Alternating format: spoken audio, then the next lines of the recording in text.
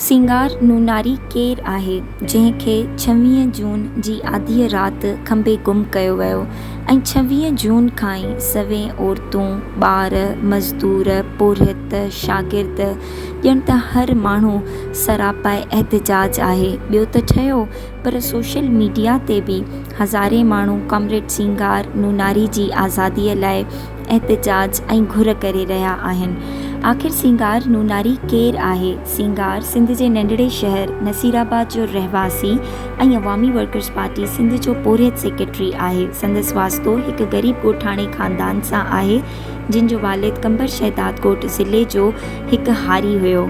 हू सियासी समाजी तौरु हिकु अहिड़े बाशऊर इलाइक़े सां वास्तो रखे थो जंहिं हैदर बख़्श जतोई जहिड़ा अनेक सियासी अॻवान पैदा कया आहिनि। तंहिं करे इंसाफ़ ऐं हिकु ज़िम्मेवार शहरी जो शऊर विरासत में ई खेसि मिलियो आहे। सिंगार पंहिंजे ख़ानदान में पहिरियों माण्हू आहे जंहिंखे बाक़ाइदा यूनिवर्सिटी जी तालीम हासिल करण जो मौक़ो मिलियो। हिन शाह अब्दुल लतीफ़ यूनिवर्सिटी मां BA जी डिग्री हासिल कई ऐं सिंगार स्कूल जे ॾींहंनि खां ई ॼण त समाजी ख़िदमत वारनि कमनि में जुंबी वियो। शुरूआती वक़्त में हू हिकु अहिड़ी समाजी तंज़ीम जो हिसो रहियो जेका क़बाइली रिवायतुनि वारे समाज में ग़रीब छोकिरियुनि जी तालीम लाइ कमु कंदी हुई। ग्रेजुएशन खां पोइ हिन वॾे शहर में सणबी नौकरी हासिल करण बदिरां पंहिंजे नंढड़े शहर में ई रहणु पसंदि कयो, जिते वॾा वॾा माण्हू नाहिनि बीही सघंदा, पर हिन मज़लूम तबक़नि लाइ कमु करण जो उत्साह थी करे साम्हूं आयो। सिंगार शुरूअ में पंहिंजे पेट गुज़ारे लाइ फार्मेसी कंपनीअ में पिणु कमु कयो, पर गॾोगॾु समाजी ख़िदमतुनि वारनि कमनि में मज़बूतीअ सां ऐं जदोजहद कंदो रहियो। इन दौरान हिन रज़ाकार तौरु ग़रीब शागिर्दनि खे ट्यूशन पढ़ाइण बि शुरू कई, पर उन साण तालीम हवाले सां पुठिते पियल इलाइक़े में नवनि सरकारी स्कूल खोलाइण लाइ पिणु मुहिम जो हिसो रहियो, जंहिंमें छोकिरियुनि जी तालीम खे ख़ासि ध्यानु हेठि रखियो वियो। ऐं अॼु बि घणाई सरकारी स्कूलनि जूं बिल्डिंग्स कॉमरेड सिंगार नूनारी जे करे ई मौजूदु आहिनि। सिंगार शहरी इतिहाद नसीराबाद जो सरगर्म कारकुन पिणु रहंदो आयो आहे ऐं हू 3 भेरा इन इतिहाद जो सदर पिणु रहियो आहे। शहरी इतिहाद जे प्लेटफॉर्म तां मज़हबी रवादारीअ सां गॾु शहरनि जी हम आहंगीअ ते पिणु कमु थींदो रहियो आहे त जीअं हू गॾिजी शहर जे मसइलनि खे हल कनि। 3 भेरा संदसि सदर रहण मां इहो बि ज़ाहिर थिए थो त नसीराबाद वासी मथसि केतिरो एतमाद कंदा रहनि था। गॾोगॾु कॉमरेड सिंगार शहरी इतिहाद जो हाणे वाइस प्रेसिडेंट पिणु आहे। सिंगार शुरूअ में क़ौम परस्त सियासत सां सलाड़ियल रहियो, छो जो सिंध में क़ौम जो सवाल ॿियनि सवालनि खां वधीक उभिरियल आहे ऐं नौजवाननि जो इन सियासत ॾांहुं लाड़ो हिकु कुदरती अमल ज़ाहिर थिए थो। पर कुझु वक़्त खां पोइ हू खाॿी धुर जी सियासत ॾांहुं आयो ऐं लेबर पार्टी जो हिसो थियो, जेका बाद में 2012 दौरान खाॿी धुर जे मुख़्तलिफ़ पार्टियुनि जे संगम जी सूरत में अवामी वर्कर्स पार्टी बणिजी वई। सिंगार ॾहाकनि खां सियासी समाजी मसइलनि सां मुंहुं ॾींदे ॼण त खाॿी धुर जी सियासत बाबति बि तरबियत कई, जंहिं दौरान हिन राइस मिल पुरोहितनि खे मुनज़िम करणु शुरू कयो ऐं उन्हनि जी मुनासिबत सां ॾिहाड़े तोड़े यूनियन जे हक़नि वारी जदोजहद जो अहम हिसो रहियो। पुरोहितनि जी इन जदोजहद ऐं सिंगार जे साणनि कयल महिनत रंग लाथो। राइस मिल वर्कर्स जे न सिर्फ़ु ॾियारीअ में इज़ाफ़ो थियो, पर संदनि कमु करण वारे माहौल में पिणु सुधारा आया ऐं खेनि हिकु सगारो आवाज़ु उथारण जो प्लेटफॉर्म मिलियो, जेको इलाही अरसे खां किथे गुम हुयो। पर कॉमरेड सिंगार जो सगारो आवाज़ हिननि खे यूनियन खे मज़बूत करण में अहम थी करे साम्हूं आयो ऐं इन्हीअ तरह कॉमरेड सिंगार जो अहम किरदार ई हुयो जो लॻातार पुरोहित बि संदसि आज़ादीअ लाइ एहतिजाजी तहरीक जो मुसलसिल हिसो बणिजी बीठा आहिनि। सिंगार जी इन जदोजहद दौरान खेसि बल्दियाती इलेक्शन में बीहण जो मौक़ो मिलियो ऐं घटि वसीलनि बावजूदि हिन वॾेरनि जी हिमायती उम्मीदवार खे शिकस्त ॾिनी, छाकाणि जो शहरी संदसि कम खां चङी रीति वाक़िफ़ हुया। इन दौरान हिन माण्हुनि जे मसइलनि ते भरपूर कमु कयो आहे ऐं माण्हुनि जे रोज़ाने जे मसइलनि खे हल करण लाइ अॻुभरो रहियो आहे। हिकिड़ी जॻह ते कॉमरेड सिंगार चवे थो त 98% माण्हू पंहिंजे हक़नि खां आरी आहिनि ऐं उन्हनि 98% माण्हुनि जे लाइ असांखे जदोजहद करणी आहे त जीअं हुननि खे पंहिंजा बुनियादी हक़ हासिल थी सघनि। सिंगार जी सियासत में सिंफ़ी बराबरी वारो सवाल तमामु घणी अहमियत वारो रहियो आहे।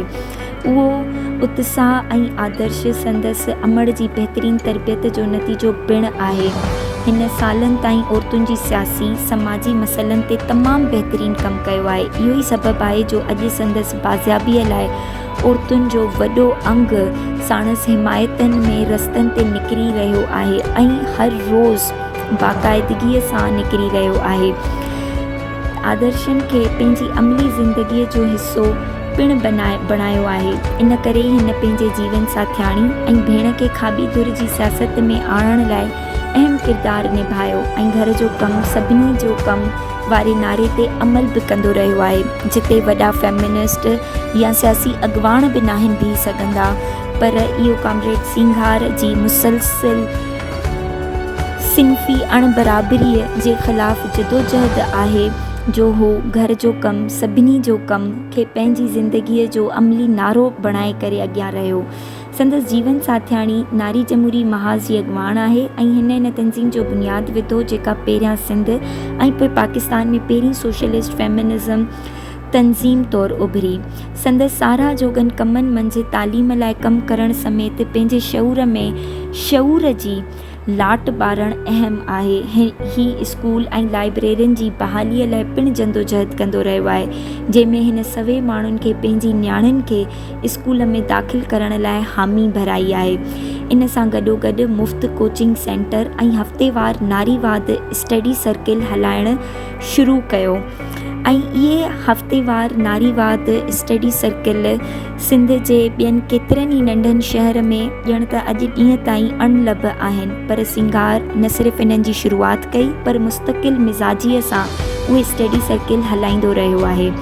सिंगार अवामी वर्कर्स पार्टी जे सालियाने हैदर बख़्श जतोई सोशलिस्ट स्कूल जो बुनियादु विझंदड़ आहे, जेको पंहिंजे पाण में हिकु इदारो बणिजी वियो आहे, जंहिंमें सालियानो सभई नौजवान औरतूं सियासी कारकुन सिंध समेत सॼे पाकिस्तान मां शरीक थींदा रहिया आहिनि ऐं अहिड़े क़िस्म जो सोशलिस्ट अदबी स्कूल तव्हांखे पाकिस्तान में किथे बि नज़र न ईंदो, जिते औरतूं ॿार सभु भरपूर हिसो वठंदा हुजनि, जंहिंमें सकाफ़त माशियात खां वेंदे अदब ऐं सियासत ते आलमाणी ॻाल्हि ॿोल थींदी हुजे। इन सोशलिस्ट स्कूल में कॉमरेड किताब जा स्टॉल्स तक लॻाईंदो हुयो त जीअं माण्हू हज़ारे किताब वठी ऐं पढ़ी सघनि। सिंगार अदब आर्ट मौसीक़ी खे गहराईअ मां ॾिसंदड़ शख़्स आहे। संदसि तरबियत शाह लतीफ़ भिटाई, GM सैयद इब्राहिम जोए जहिड़नि कदावर अदबी सियासी माण्हुनि जी लिखणनि शाइरीअ सां थींदी रही आहे। हू सियासी थिएटर में हिसो वठण सां गॾु उनखे पंहिंजी सोशलिस्ट स्कूल जे मैदान तां प्रोमोट बि कंदो रहियो आहे, जंहिंमें संदसि जीवन साथियाणी साण पाण बि ॻाईंदो झुंगारींदो ऐं किरदारु अदा कंदो रहियो आहे। न सिर्फ़ु एतिरो, पर पाण थिएटर लिखंदो बि रहियो आहे।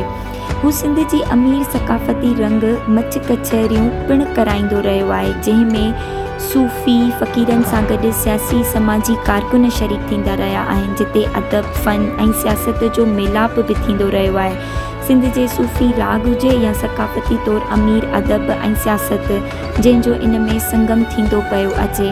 अॼु बि अलाए केतिरियूं सिंध में मच कचहरियूं थियनि थियूं, पर उन्हनि मच कचहरियुनि में औरतुनि जी शिरकत ते ॼण त पाबंदी हूंदी आहे, पर इहो सिंगार जो किरदारु ई आहे जो हू पंहिंजी मच कचहरियुनि में औरतुनि खे बि शमूलियत कराए थो।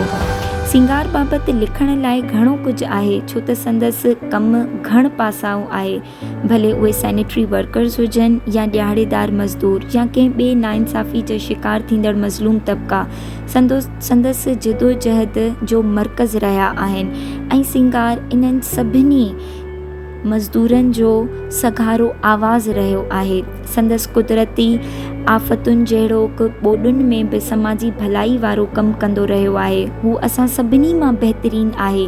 ॿारनि सां प्यारु कंदड़ संदसि खिलमुख शख़्सियत सभिनी खे मोहे विझंदी आहे। इहो ई सबबु आहे जो हज़ारे माण्हू संदसि आज़ादीअ लाइ रोज़ानो एहतिजाजी मार्च करे रहिया आहिनि। सिंगार नूनारी पंहिंजे शहर नसीराबाद में रांदियुनि खे बि प्रोमोट कंदो रहियो आहे, जिते क्रिकेट हुजे, वॉलीबॉल हुजे, त जीअं नौजवाननि खे पंहिंजी सिहत खे बि सगारो करण जो को प्लेटफॉर्म मिले। ऐं उअं बि सिंध में घटि ई अहिड़ा शहर हूंदा जिते नौजवाननि जी रांदियुनि खे प्रोमोट कयो वेंदो हूंदो। सिंगार हिकु आदर्शी इंसानु आहे जेको असां सभिनी जो आदर्श पिणु आहे। हू सभिनी सां बीहण वारनि मां आहे, पंहिंजी ज़िंदगी ॿियनि जी भलाईअ लाइ ॾियण वारनि मां आहे, जेको मुख़्तलिफ़ सियासी सोच रखंदड़ तोड़े तबिके ऐं क़ौमुनि जे वीचार में भाईचारे जो उहिञाण आहे। इहो ई सबबु आहे जो अॼु सिंगार जी आज़ादीअ लाइ सभु माण्हू पंहिंजी ज़ात पात खां मथां थी करे एहतिजाज करे रहिया आहिनि। पोइ उन्हनि जो तालुक़ कहिड़े बि फ़िरके सां हुजे, कहिड़े बि शोबे सां हुजे, पर उन्हनि सभिनी जी ज़बान ते हिकिड़ो ई आवाज़ु आहे त कॉमरेड सिंगार खे आज़ादु कयो वञे। सिंगार खे इन करे खंबे गुम कयो वियो आहे छो जो हिन बहरिया टाउन जे मिसकिन ॻोठाणनि धरती धड़नि जे एहतिजाज लाइ माण्हुनि खे गॾु करे आवाज़ उथारण में किरदारु अदा कयो। हू अवामी वर्कर्स पार्टी जे सॼे मुल्क में ऐलानियल एहतिजाज लाइ माण्हुनि खे मुनज़िम करे रहियो हो, त खेसि ऊंदाहिनि जा पुॼारी खंबे विया आहिनि। सच इहो आहे त संदसि सॼी ज़िंदगीअ जी जदोजहद जेका पोरिया ताईं मज़लूमनि लाइ आहे, इन्हनि खां हुक्मरान डिॼी विया, तंहिं करे ई खेसि गुम कयो वियो आहे। पर उहे नथा ॼाणनि त असां सभु सिंगार आहियूं ऐं ज़ुल्म ज़्यादती ख़िलाफ़ु आवाज़ उथारींदा रहंदासीं। पंहिंजे सिंगार जी आज़ादीअ लाइ जदोजहद जारी रखंदासीं जेसि ताईं खेसि आज़ादु नथो कयो वञे। सियासी कारकुननि तोड़े अॻुवाणनि खे खंबे गुम करण जहिड़ो ॾोह जल्द खां जल्द बंदि थियणु घुरिजे। माण्हुनि जी सघ बणजंदड़नि खे खंबे ख़ामोश करणु बंदि कयो वञे। माण्हुनि जे आवाज़ खे दॿाइणु बंदि कयो वञे। खेनि ज़ुल्म जी घुट में ॿुसाटे मारणु बंदि कयो वञे। सिंध जे सिंगार खे आज़ादु कयो वञे। सिंध जे शऊर खे आज़ादु कयो वञे। सिंध जे सघारे आवाज़ सिंगार खे आज़ादु कयो वञे।